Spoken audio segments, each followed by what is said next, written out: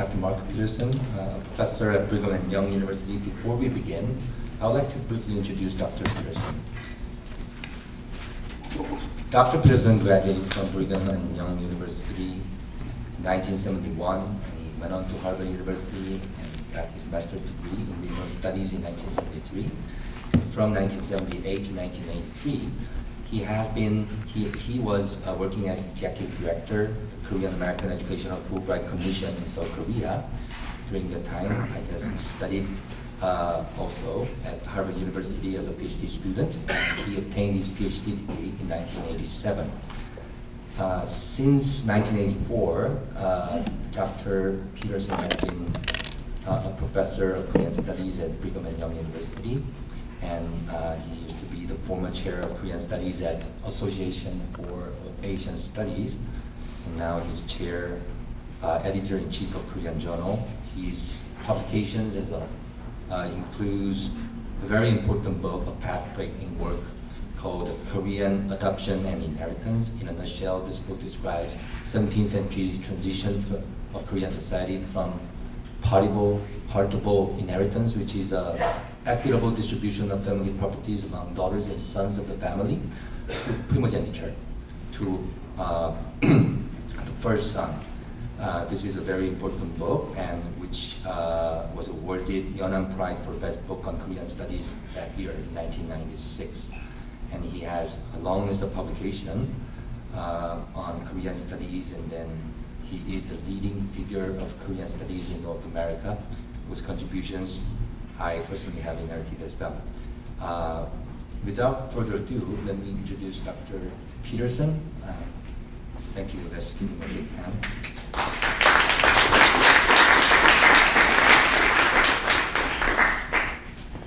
Well, thank you very much. It's a pleasure to see so many people here. 오늘 영어로 하죠? Okay. I guess so. Okay. First, when I got this invitation, I thought it was for the graduate school at the Academy of Korean Studies, and I prepared a very detailed, heavy topic.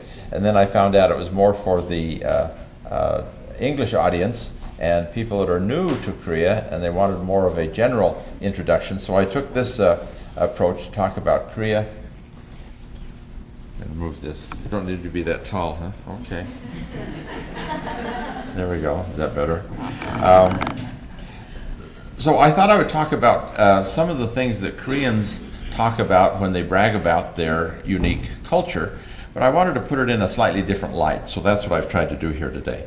So click, click.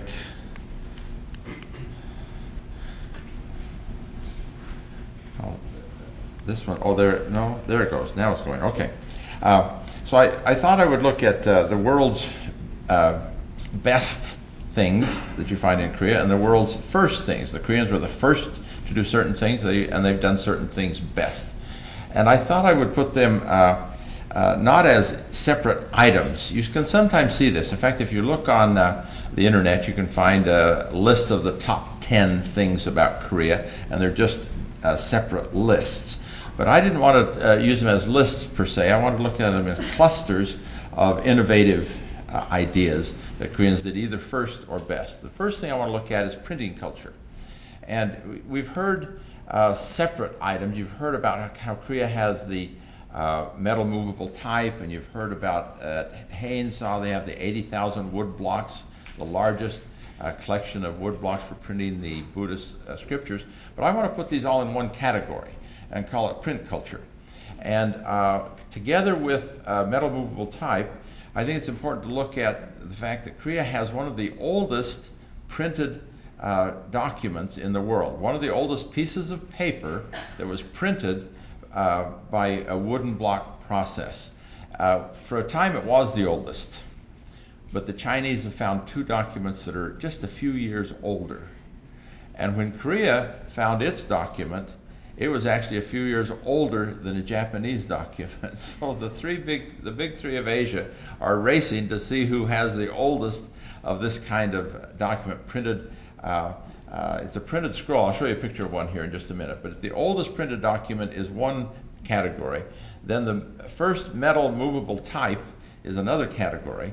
And then the oldest book printed by metal movable type is another category. You can have records of old printing, but where's the book? And in fact, Korea has the oldest book printed by metal movable type, but it's not the first one that was printed.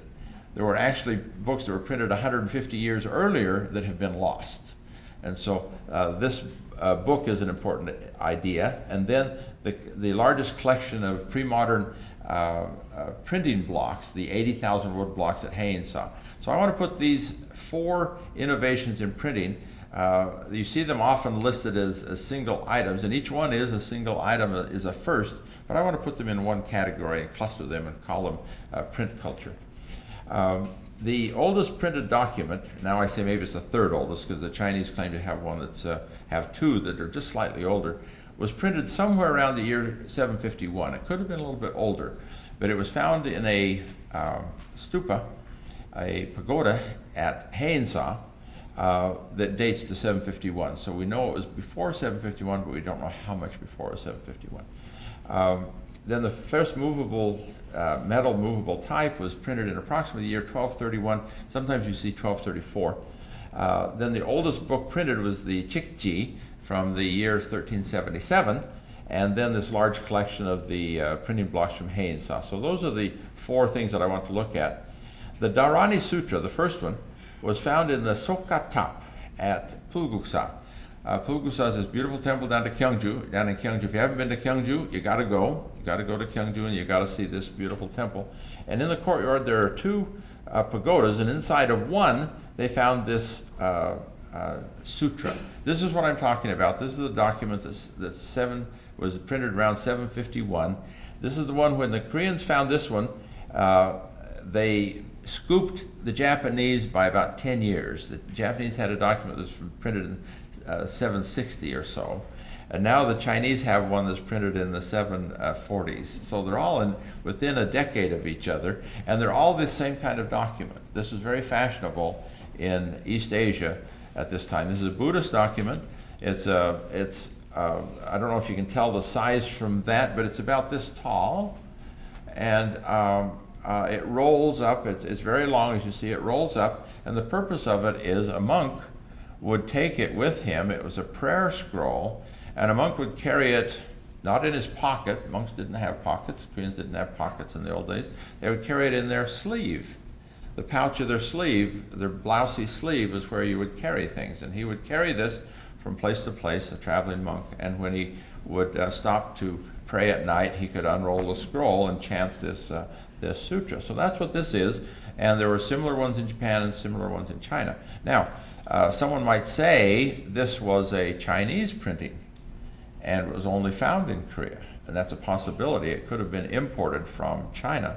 But in fact, the scientists have looked at it, and the paper and the ink are indigenous to Korea. So we think it is really a Korean product and not an import from China. There are the 2 pagodas in the courtyard of the beautiful Pulguksa temple. This one in the foreground is a little more famous. This is this beautiful ornate pagoda that's found. Have you seen this before? Look in your pocket, you have a copy of one. This is on the 10-won coin. And then in the far corner is the pagoda where our sutra was found. Beautiful Haeinsa, beautiful Pulguksa in Gyeongju. The references to metal movable type go back to as early as the year 1231. There was a famous scholar from the Koryo period by the name of Yu Bo, and he wrote in his journal that they had produced metal movable books with metal movable type. But we don't have any copies of those books going back to 1231. And there's another book that was printed earlier that we've lost the original, but the book has been reprinted on a wood block basis, not movable type, but on a wood block basis. And that book states that its earlier edition was in metal movable type. So we do have plenty of evidence that there were things in the 13th century. although the books themselves we don't have yet. Maybe someday they'll show up somewhere. If you look at Wikipedia under movable type, in the first part it talks about Chinese movable types, and then it goes right into Korea. The technology spread to Korea in the Koryo dynasty. Here it says in year 1234, metal movable type printing led to the printing of the Chikji in 1377, the oldest extant movable printed book. And then it goes on and says, the diffusion of both movable type systems. This is a product of bad editing. Someone had edited this, and they earlier apparently had talked about two different types, and then they took that out. It refers to both types. What it means by both types, it doesn't say explicitly, is the Chinese used ceramic movable fonts, and then the Koreans used metal movable fonts. Turns out the Chinese also used wooden movable fonts, and so the Chinese are ahead of the Koreans as far as printing technology, as far as wooden font and ceramic font are concerned, but the Koreans are first to develop metal movable fonts. So this thing from Wikipedia gets most of it right, and it does introduce us to the idea of the Chikji. The Chikji is a Buddhist text that was printed in the year 1377, and it says right here that it was printed outside of the county of Cheongju. Do you know Cheongju? 90 or 100 miles south of here, at Hongdok Temple on metal movable type. So it says right there that it's done in metal movable type. It says it was done in Cheongju. And there's a fascinating story about this, and if you want to hear the full story, you've got to go to Cheongju, because they'll tell you there, because there's a museum there in Cheongju called the Museum of Ancient Printing, and they herald this book there, and the reason they do in Cheongju is that's where it was printed. Now, it says it was printed at Hongdok Temple, so let's go to Hongdok Temple and see about this printing, right? Problem is, Hongdok Temple doesn't exist anymore. It has vanished. Buddhism flourished during the Shilla period, declined gradually during the Koryo period, and was eclipsed by the Neo-Confucian movement in the Chosun period. So temples that once were, many of them don't exist anymore, and this is one of them. So people were disappointed that they couldn't go to Hongdoksa and learn more about this temple. Well, one day the construction people were clearing land for a new high-rise apartment complex on the edge of Gyeongju. And fortunately, I don't know if you know this, but Korea has a salvage archaeology law, where in many countries they have this kind of law where before a major construction project can be done, they have to do a quick archaeological survey. It's often called salvage archaeology. It's not a serious archaeological dig, but it's a way of looking over the territory, making sure there aren't any graveyards or something else that would be ruined by the construction. Well, they had the archaeologists on site, and as the backhoes were working, clank, they hit something. And they pulled it out, and it was a big drum from a Buddhist temple. And the drum now has the gash in it from the backhoe. And the drum says on it, Hongdoksa. Bingo, we found it. Now, it's possible that that this was another temple, and they had a gift from Hongdoksa, but as they dug around and did more archaeology, they found a bowl that said Hongdoksa. So that's two. So that's pretty good evidence that this is probably where Hongdoksa was located. So the construction folks who were building the high-rise apartments had to go somewhere else. And they instead built on this site the museum that's dedicated to the Chikji. Now, there's more to the story that's really quite fascinating, and that is the museum does not hold this text. It holds a photocopy of the text. It holds a replica of the text, but it does not hold the text. Where's the text? Well, the book is in France. And it turns out that a French diplomat took the book to France, and it ends up in the Sorbonne in a library there. And initially, we, Koreans and Korean studies people, all thought that the French had stolen it and just taken it. But it turns out when they were accused of that, they produced a receipt. And they had the purchase receipt of it. They own it. And on the front cover of the document, it says in French, it's just written on the cover, probably the oldest book printed with metal movable type in French, 1377. Well, so we discovered the book when a Korean librarian was working in the Sorbonne Library preparing the texts of old books for an exhibition in Germany. And she discovered the text, and the Korean government later gave her a medal for discovering the text. So the story the Chikchi has quite a fascinating history to it. It was a 2-volume text. We have volume 2. We don't have volume 1. So at least we have the second volume. If you go to Haeinsa, you've got to go to Haeinsa. I've already said you've got to go to Gyeongju, to Pulguksa. You've got to go to Haeinsa. You've got to go to these 2 places. And you'll see the collection of wooden blocks for printing the Buddhist scripture. And here's one page of the text. And here's what the archive looks like. Give you a perspective of how tall it is. There's a monk in there shelving one of the documents. And this is a marvelous thing.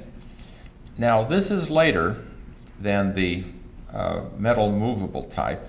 And we Westerners tend to have a evolutionary view of science, and as wooden block printing is there, and then later is metal movable type, and metal movable type replaces wooden block printing, right? Oh, I said this was earlier no, this is really about the same time as metal movable type. It turns out, however, that metal movable type is not necessarily more advantageous than wooden block printing. The reason being, if you print something on a wooden block, you can print off of it forever. If you print something off of metal movable type, it's movable. It's metal movable type. And you set it up once and lock it in place and print off your copies, and then you move it and print the next page, and you move it and print the next page. So once it's printed, it only exists on the paper page. This one, it exists on the wooden block. You can print off a paper page 800 years ago when this was done, and you can come back and do it 500 years ago, and you can come back today, and you can come back 100 years from now, and you can still print off the block. It's like a Xerox machine before Xerox. And the Buddhists were very smart to do this, and the Confucians do it too. And this set has been named a UNESCO World Heritage Treasure at Haeinsa for the Buddhists, and the Confucians are getting ready to apply for their collection to be recognized as a UNESCO treasure. The Center for Advancement of Korean Studies in Andong has collected a bunch of wooden blocks for Confucian scholarship. And they've done it in a very clever way, because they have not gone out to the countryside to people that have old printing blocks and said, give us your printing blocks. No one would want to give them away. They belong to the ancestors. You can't just give them away. But what they did was they said, there's danger of you losing your wooden blocks.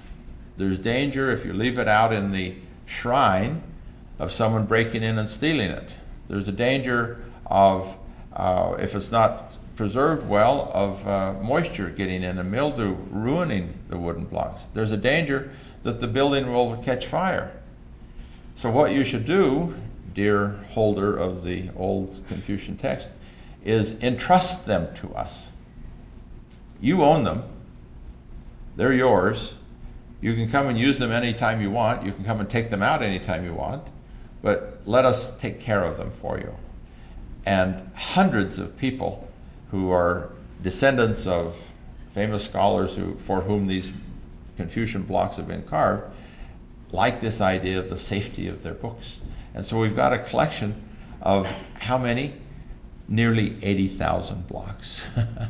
It's almost the same number as the Buddhist collection is. And so the Confucian scholars down there are preparing to apply for UNESCO recognition of the great Confucian heritage that they hold. So that's the Haeinsa collection, and it's held in this magnificent building here at the highest level of the Haeinsa temple. You don't see the perspective here, but you go up and up and up and up and up the hill as you climb into Haeinsa. And at the apex of the hill here, you have these two buildings that are dedicated to holding the 80,000 wood blocks. So it's a marvelous thing, and it's all been declared a UNESCO World Heritage Site. Well, what about it? So what? Let's ask the so what question. The so what question is, printing leads to books. This whole set of print culture is for the sake of creating text. And text, reading text, leads to education. Education leads to societal progress, and in Korea, eventually to democracy, economic development, innovative products, and a good lifestyle here in Korea. So it's not an irrelevant invention or cluster of inventions. It has relevance for us today. Coupled with this is what our director, Professor Lee Bae-yong, suggested is the invention of Hangul as one of the truly unique features of Korean culture. It's a unique alphabet. It's a true alphabet. It's not a syllabary. Who am I poking at right now? The Japanese alphabet is not an alphabet. It's a syllabary. It's a syllable set. When you do the Japanese alphabet, you say kaki, kuke, ko, nani, nu, ne, no, etc. all the way through, and you cannot separate the first letter, kaki, kuke, ko, ka. You can't separate the K from the A. It's a syllable. Whereas Koreans understood that there were consonants and vowels, and it's a true alphabet. You all have been in Korea long enough to at least see what the alphabet looks like. Do you know that each of these symbols is a diagram of how that sound is made? I'm not going to take the time to go into it, but if you want to learn Hangul, if you haven't yet, it's a very scientific alphabet to learn. And if you learn it from the basis of how the sounds are made, why is this K sound a K? Because it's a velar stop, and it's a picture of your tongue blocking the air for just that nanosecond to make that K or that G sound. Well, it's a very remarkable alphabet, and it's a pictographic alphabet in a sense. They borrowed the idea of pictographs from the Chinese, and it's pictures of the sounds that are made. When King Sejong invented this alphabet, he was assisted by a couple of people. One of them was a man by the name of Chung In-ji. And Chung In-ji later wrote down that we've got a great alphabet that we've developed. It's an alphabet that the dullest of people can learn in a day's time. And the brightest of people can learn it in the time it goes to the bathroom. So if you give it a chance to, according to Chung In-ji, if you're smart, you can learn it in very short order. And you can learn it in at least a day. And you know, it's true. At our university, when students come in at first, we teach them the alphabet. And by the end of a couple of sessions, they can sing a song. And they don't know what the words mean, but they can sing. They can copy the words. They can understand what it means in very short order. So it's a very wonderful invention. We've talked about the consonants, and the vowels are based on a different theoretical mode, but it's also a very easy to learn system. Well, and not only that, it's the only alphabet that is celebrated in a national holiday. And it's the only alphabet where we know the name of the inventor, and I've got to add the and here because we do know the inventor of another alphabet. The Cyrillic alphabet was invented by St. Cyril, of course, but it's what we can say about the rest of this you cannot say about the Cyrillic alphabet. You don't know what day the Cyrillic alphabet was proclaimed, and you don't celebrate it in a national holiday, and you don't know the principles by which the Cyrillic alphabet was developed. Sejong told us why the sounds make the sounds that they do, and it's used by over 75 million people. The Cyrillic alphabet is used by more people, but it doesn't qualify on these other things. So it's really, truly the world's most unique alphabet. The letters clearly are designed to represent the sounds, and here's King Sejong telling you what the sounds are of each of these letters. So it's a marvelous alphabet. And Hangul represents the Korean language. Hangul, the alphabet, is not the language, right? You cannot say, I can't speak Hangul. You can't say that because you don't speak Hangul. You don't speak alphabet. You speak the language, right? The language pre-existed the alphabet. The language has been around for many, many centuries, but the alphabet has only been around for 570 years. You understand there's a difference between the alphabet and the language, okay? The language is spoken by, let's fill in the gap here. How many people speak the language of Korean compared to other languages of the world, say French? Are there more speakers of French in the world, or are there more speakers of Korean in the world as first language speakers? If you Google it, you know how to Google it, or Yahoo it, whatever your search engine is, you find that Korean is ranked on this list one step ahead of French.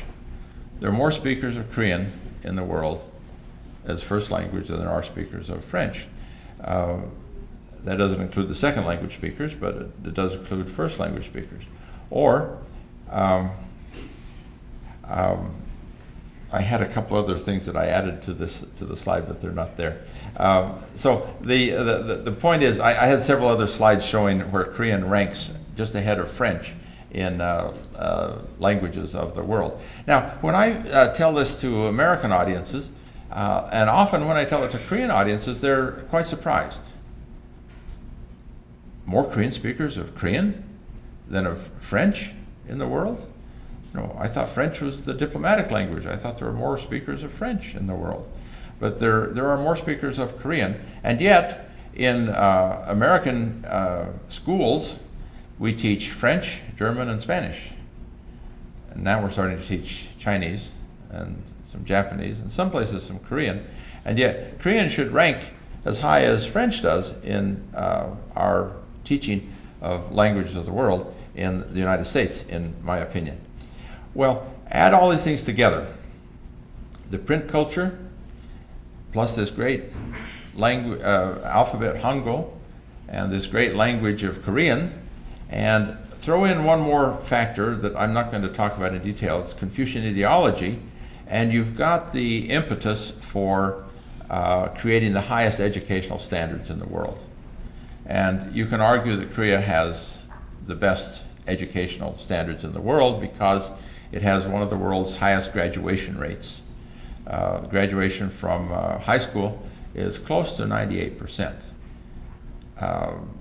In the United States, high school graduation rates are 85% in a good state, and more like 56% in Washington, D.C., and in some of the other states.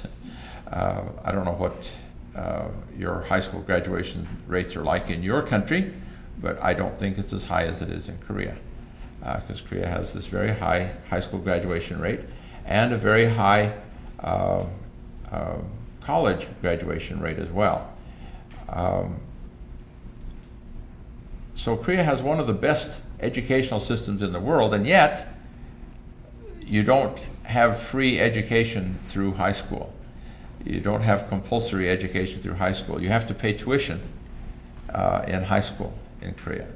And maybe that's a good model for other countries. If we appreciated our education system a little more and had to pay tuition, maybe we'd have a higher graduation rate. The educational system in Korea is not without controversy. There are a lot of Koreans that criticize it for this way or that way, and the educators are always caught in the middle. They sort of swing between a traditional model and a more modern model, but nonetheless, it adds up to one of the highest educational standards in the world. Okay, that's print culture leading to education. Okay, and this list of top 10, if you're going to look at it, they're more like top 20 or 30 here, actually. I'm not going to weigh them all in the same weight, but we spent quite a bit of time on this idea of print culture. I want to look at a couple of other things, and then a bunch of things quickly at the end. I want to look at metallurgy and politics as two areas of Korea's best and first. Metallurgy, Koreans have metal chopsticks and metal bowls. They used to be bronze, now they're stainless steel. And that's quite interesting because no other country in East Asia has metal chopsticks, just Koreans do. Koreans had the first ironclad ships. These turtle boats were the first ships to have iron plates on them to protect them in warfare. The first country with metal movable type, we've already talked about that. And I don't know exactly where Korea ranks with gold crowns, but it's one of the first countries to have early gold crowns. And so in these, here again, I want to put these in a category. These are not just one thing, but this is a category of things that says the Koreans are good at metalcraft and have been good at metalcraft. I want to talk about politics a little bit now and ask you, or inform you of some of the things that are most important to know about Korean politics, and talk about some of these things as unique, world's first and world's best for Korea. First of all, Korea likes to claim its history is 5,000 years old. I put a parenthesis there without anything in the parentheses because it's not really 5,000 years old. Don't tell anybody. But written documents are more like 2,000 years old. But archaeologically, the history goes back well beyond 5,000 years. But Korea likes to settle on the year 5,000 because China claims 5,000 years, so Korea likes to be close to that. Also, the earliest mythology of Korea goes back approximately 5,000 years. But that's one interesting thing. But the way I'd like to approach history is, rather than looking at the oldest history, is to look at some of the historical innovations that have been created in Korea. One way to look at it is what I call a Sesame Street approach. You all know Sesame Street. This lesson today, this segment today, is brought to you by the number 3. To learn Korean history, you only have to learn the number 3, because there were 3 kingdoms and 3 dynasties. And the 3 dynasties were Shilla, Baekje, and Goguryeo, and the three kingdoms, rather, and the 3 dynasties were Shilla, Goryeo, and Chosun. So unlike a lot of nations where you have to memorize a long list of dynasties, or in Japan's case of shogunate, in Korea you have relatively few. Now this is an important thing that I'll illustrate here in just a few minutes. The dates for these dynasties are here. You see each dynasty lasted roughly 500 years. And that's a long span for a dynasty compared to other countries. And let me ask you this question. If you're a specialist in Korean history, how many kingdoms were there in the 3 kingdoms period? That sounds like a silly question, but actually in the 3 kingdoms period there were 4 kingdoms. The 4th one, Kaya, was gobbled up before the other 3, and so we forget about it. But Kaya was a very important dynasty that I'll illustrate here in just a minute. Some important dates to look at in Korean history. The 2333 BCE was the rule of Tangun, the first mythological ruler of Korea. And then we have the founding of Shilla in 57 BCE. The Kwanggye-to monument in 414 is one of the first documents of historical nature in Korea, and it goes back to 414. The unification of Korea in 668, the founding of the Goryeo dynasty in 918, the founding of the Chosun dynasty in 1392, and then the beginning of the Japanese period, and come into the 20th century and the modern era. But what I want to illustrate is, after we look at that overview of Korean history, we see that the dynasties run approximately 500 years. These are long dynasties. Now, not only were the dynasties long, if you count the Shilla dynasty from the 3 kingdoms Shilla period, it's nearly 1,000 years older. And then the other 2 dynasties are 500 years each. But I like to look at the smooth transitions between these dynasties. Because if you look at what happened to Kaya, remember Kaya? It's the 4th of the 3 kingdoms. And Kaya was gobbled up by the Shilla dynasty. Now, when a dynasty is defeated and disappears, what happens to the ruling class of that dynasty? The answer is, it's like the Queen of Hearts. You know the Queen of Hearts? Off with their heads, off with their heads. The losers are dispatched, literally. Not in the case of Kaya, because when Kaya was defeated, it was absorbed into the Shilla kingdom, and it was absorbed in the most interesting way, and we see this revealed when Shilla conquers Baekje and Goguryeo. The general who did the conquest was a man by the name of Kim Yu-shin. Kim Yushin, it turns out, was a Kaya man. He was a grandson of one of the last Kaya generals, and yet he was the general commanding the three kingdom armies, the Shilla armies, to conquer the other two kingdoms. Not only that, his sister was married to the king of the Shilla period. Now wait a minute. He's a Kaya man. He's an outsider. He's an alien. And yet he's married into the royal family of the Shilla dynasty. This is all the more shocking when you realize that the Shilla dynasty was a very, very, very hierarchical social organization. Their top people were called the holy bone people. The second level people were called the true bone people. Then there were the head ranks of head rank 6, head rank 5, head rank 4, head 3, head 2, head 1, and then commoners, and then slaves below that. So it was a very hierarchical society. And where do these people who were conquered from Kaya end up? Right at the top. It is unbelievable that they could be absorbed right at the highest level. They were absorbed at the highest level. The evidence is the king marries one of these Kaya women, who's the sister of Kim Yushin, who becomes the general who conquers these other kingdoms. We have a remarkably smooth transition from Kaya to Shilla, unlike what you find in many kingdoms around the world. And this becomes the template for future dynastic change in Korea. Because what's the transition from Shilla to Koryo like? Remarkably smooth. There was an enemy, that is the later Paekje kingdom, and they were dispatched off with their heads, and their ruling families do not continue on. But the ruling family of Kaya continues on, and the ruling families of Shilla continue on into the Koryo period. And that's one reason, since you're new to Korea maybe, that's one reason why you have so many Kims, Lees, and Paks. Because they're part of the royalty from way back that has come all the way down, has never been truncated or cut off, and never found a whole bunch of new royalty to prosper. It's been mainly Kim, Lee, and Pak, and Che and Chung. Those are all Shilla names. And then similarly from Koryo to Chosun, you have a similarly smooth transition in that when the founder of the Chosun dynasty was sent to fight against China, after the Yuan dynasty had fallen and the Ming dynasty came in, he was sent north to fight against the Chinese. And he knew this was a new Chinese dynasty, and he knew this was a feudal thing, and he knew that his men would be slaughtered and wasted, and it was a feudal effort. And he thought, better to go back and take over the kingdom. So he came back to Kaesong. The capital was not here in Seoul. The capital was in Kaesong, just across the border in North Korea now. And he came back into Kaesong, and he took over the dynasty in an afternoon, basically. And there was very, very little bloodshed. Now, what do you know about dynasty transition from one dynasty to another? In other countries, very often the disputes, the fights go on for generations, decades.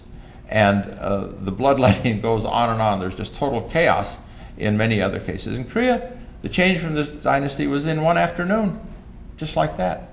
And how many people died? Oh, I don't have that slide here. I put it on a new slide. Let me tell you this. How many people died? That's a question to ask when you look at the transition from dynasty to dynasty. How much slaughter was there? In the case of Koryo to Chosun, my answer is slightly tongue-in-cheek, 2. Lee Seung-ge killed the man that sent him off on this worthless expedition, a general by the name of Chae Young, and then he went to a group of Confucian scholars and said, will you join me in setting up this new dynasty? They all said, yeah, we need a new dynasty. This old dynasty is a little bit old. Except for one man. He was a Confucian scholar by the name of Chung Mong-ju. And he said, I am a Confucian scholar, and I am nothing if I am not loyal, and I am loyal to my king. And he said, there cannot be 2 suns in the heaven, there cannot be 2 kings on the throne. I will not join your new dynasty. Well, if you don't join a new dynasty when you're invited, what happens to you? You know. He knew he was going to die. And though he knew he was going to die, he said, though I die and die again, though I die 100 deaths, after my bones have turned to dust, whether my soul exists or not. My red heart, forever loyal to my king, will never fade away. 이몸이 죽고 주고 일백번 고쳐지고 백골이 진토되어 녹시라도 있고 없고 님 향한 일편단심이야 가실 줄이 있으리야. And they killed him. How many people died from the transition from Koryo to Chosun? 2. Actually, there were a few more, but the 2 is an exaggeration, but 2 is closer than 100. And there were just a few palace guards, and then after the establishment of the dynasty, there was a bit of bloodletting of some of the previous people, but relatively smooth, okay, relative, okay.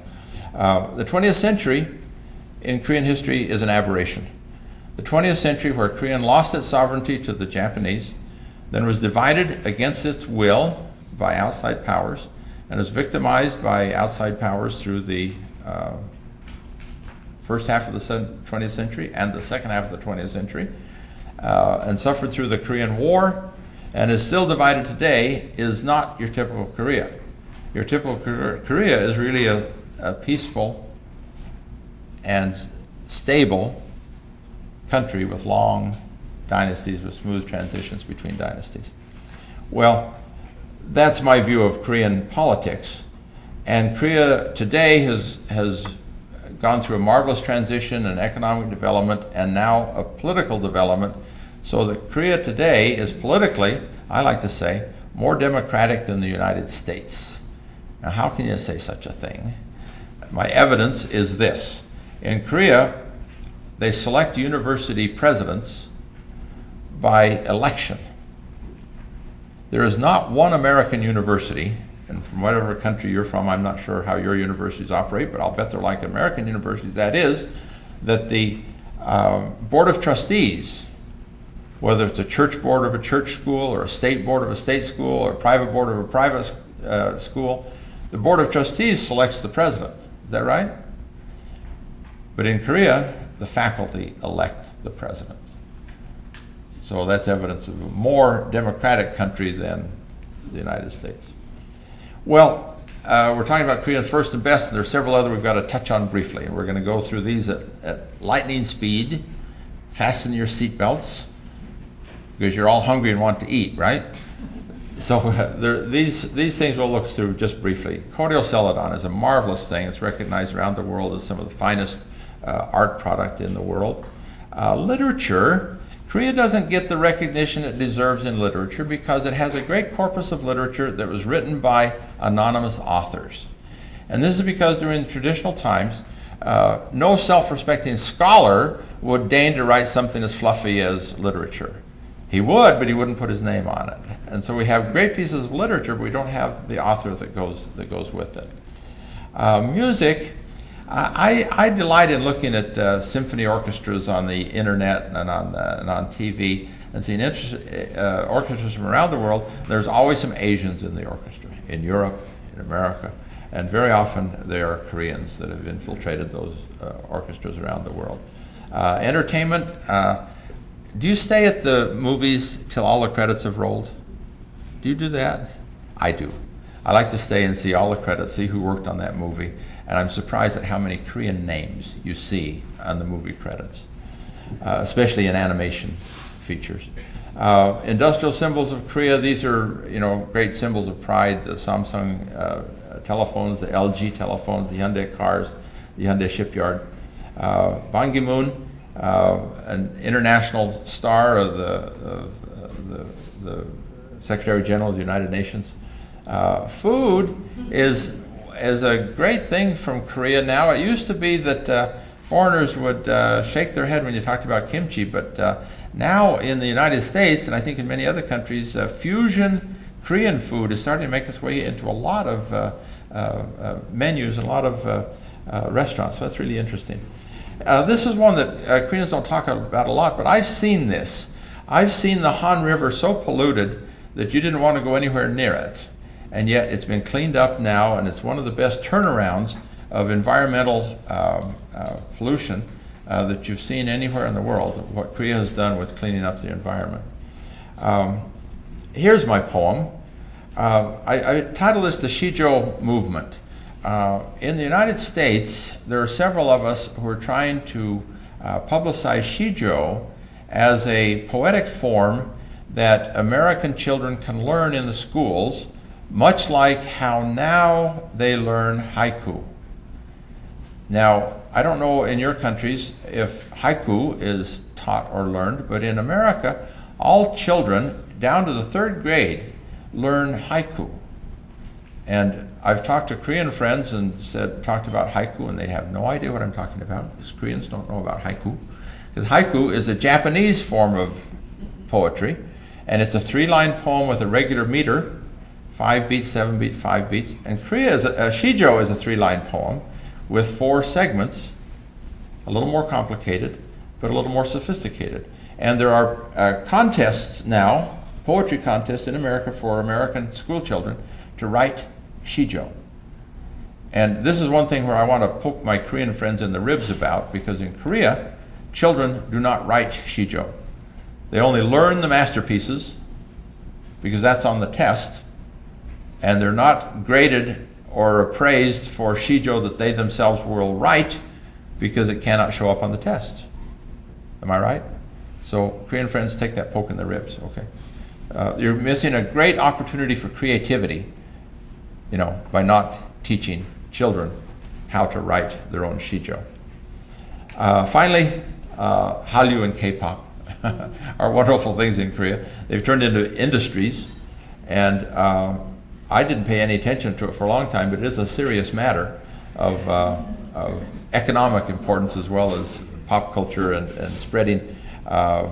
This is the Taejangum, the movie, the television serial that went all across the world and had a lot of fans, part of the Hallyu movement in movies. And finally, I would say, what's Korea's secret? I would say it was 3 words. It is education, education, education. And what do I mean by this? The highest literacy rate in the world, the highest high school graduation rate in the world, and the highest college graduation rate in the world. And finally, education in English, economics, and engineering, very applied and practical skills are, I think, the reasons why Korea has been so successful in this modern age. Thank you. Thank you so very much for this highly informative, insightful, entertaining